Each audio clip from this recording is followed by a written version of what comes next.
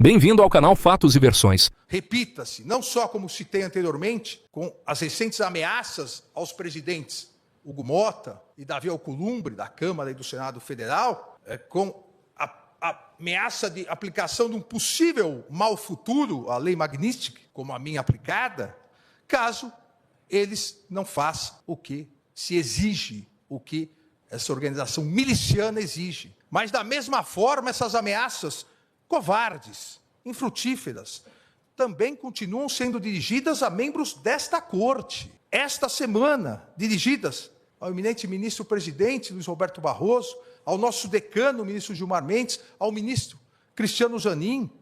Mas, mais grave, patético desses traidores, também de viva voz, áudio e vídeo, ameaças às esposas e familiares, citando nominalmente as esposas do ministro Gilmar, do ministro Cristiano Zanin, demonstrando não existir limites para a ousadia e covardia dessa organização criminosa, que será, como bem disse o ministro Gilmar Mendes, será responsabilizada, será integralmente responsabilizada. E na mais característica criminosa dessa verdadeira organização miliciana, ao fazerem as postagens, dizem, ainda há tempo, caso você aceite a torpe coação. Acham que estão lidando com pessoas da laia deles, acham que estão lidando também com milicianos, mas não estão. Estão lidando com ministros da Suprema Corte Brasileira. Engana-se essa organização criminosa ao esperar que a permanência e continuidade dessa torpe coação possa, de alguma forma, gerar uma covarde rendição dos poderes constituídos brasileiros. Engana-se essa organização criminosa miliciana e aqueles brasileiros escondidos e foragidos do território nacional, enganam-se em esperar fraqueza institucional ou debilidade democrática. As instituições brasileiras são fortes e sólidas, e seus integrantes, principalmente aqui no Supremo Tribunal Federal, os integrantes foram forjados no mais puro espírito democrático da Constituição de 1988. Coragem institucional e defesa à soberania nacional fazem parte do universo republicano desta Suprema Corte, que não aceitará coações, obstruções ou tentativas de novos golpes de Estado, como ocorrido em 8 de janeiro de 2023. Recentemente, citei o imortal Machado de Assis, ao proclamar que a soberania nacional é a coisa mais bela do mundo, com a condição de ser soberania e de ser nacional. A soberania nacional, digo eu agora, a soberania nacional não pode, não deve e jamais será vilipendiada, negociada ou extorquida, pois é um dos fundamentos da República Federativa do Brasil, expressamente previsto no inciso 1º do artigo 1º da Constituição Federal. O Supremo Tribunal Federal sempre será absolutamente inflexível na defesa da soberania nacional e em seu compromisso com a democracia, os direitos fundamentais e o Estado de Direito. No seu compromisso com a independência do Poder Judiciário e os princípios constitucionais brasileiros. Eu vi na mídia que, na quarta-feira, o eminente ministro Flávio Dino, numa cerimônia no Maranhão, rememorou Hamilton, um dos federalistas, junto com Jay e Madison, e disse da dificuldade que os juristas norte-americanos devem estar. Eu complemento aqui citando Abraham Lincoln, também advogado, Abraham Lincoln, 16º presidente dos Estados Unidos, responsável pela manutenção da União dos Estados Unidos e pela proclamação da emancipação, que afirmava: os princípios mais importantes podem e devem ser inflexíveis. A independência judicial é um desses princípios que não só pode, não só deve, mas também será inflexível e defendido por esse Supremo Tribunal Federal. A independência judicial, ela não é um direito do magistrado. A independência judicial, ela constitui um direito fundamental dos cidadãos.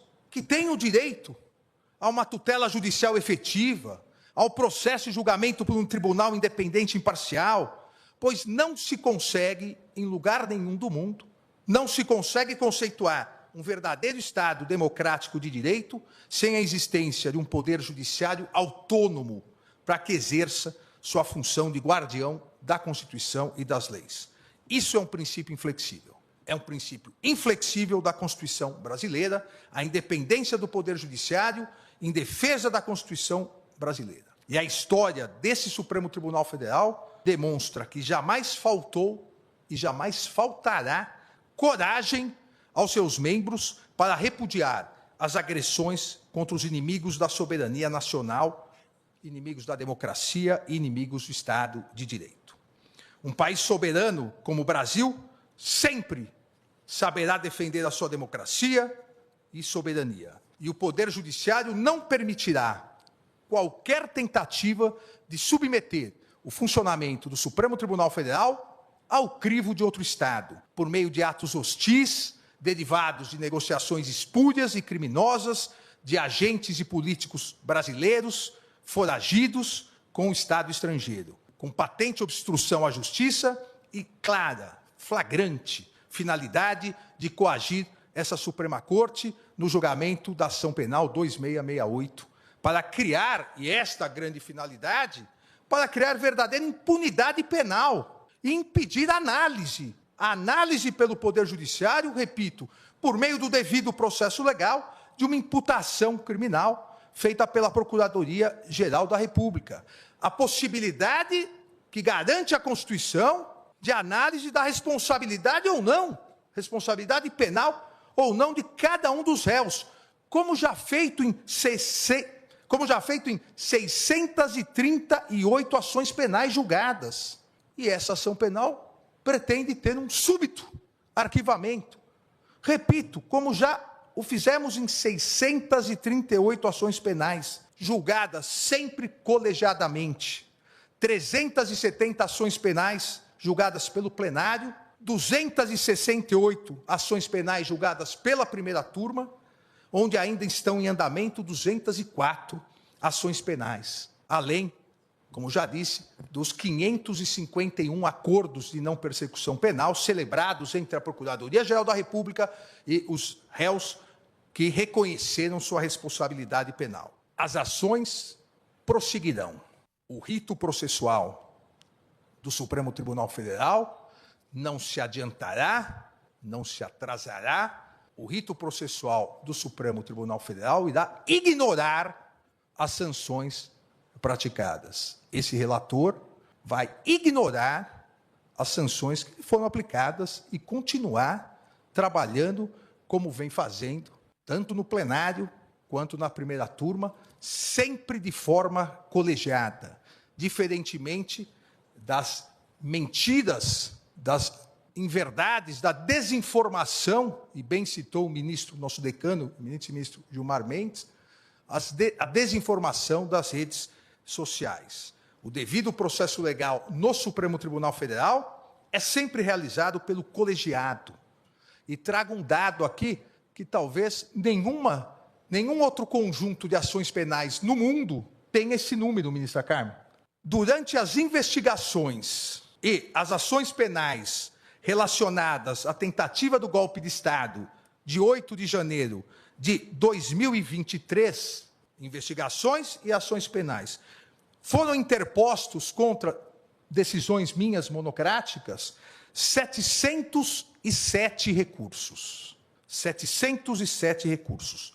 Todos, absolutamente todos, foram improvidos e os colegiados mantiveram as decisões proferidas. Foram julgados, desses 707 recursos, 413 no plenário e 294 pela primeira turma, a demonstrar que o devido processo legal nas ações penais nesse Supremo Tribunal Federal é o resultado do colegiado, é o resultado da vontade do colegiado, seja do plenário, quando sua competência for, seja das turmas, quando a competência lá estiver estabelecida.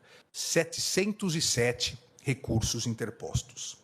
esta Corte vem e continuará realizando sua missão constitucional e, em especial, nesse segundo semestre, realizará os julgamentos e as conclusões dos 4 núcleos das importantes ações penais relacionadas à tentativa de golpe de Estado de 8 de janeiro de 2023.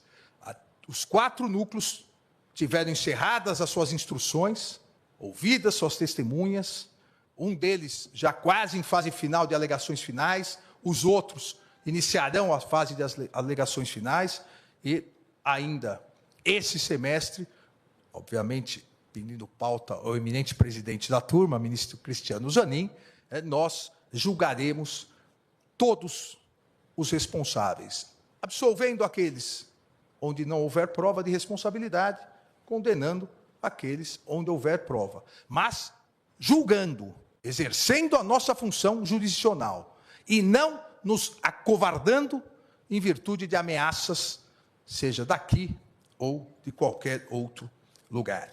O Supremo Tribunal Federal continuará a exercer seu papel de guardião da Constituição, continuará exercendo o seu papel nas ações penais para que dê uma resposta final a toda a sociedade brasileira sobre quem realmente foi ou quais foram os responsáveis pela tentativa de golpe, dentro do devido processo legal, do respeito à ampla defesa, do contraditório, inadmitindo qualquer ingerência interna ou externa na independência do Poder Judiciário, com serenidade, competência e coragem. Obrigado, presidente. Se gostou, deixa o like e se inscreve no canal.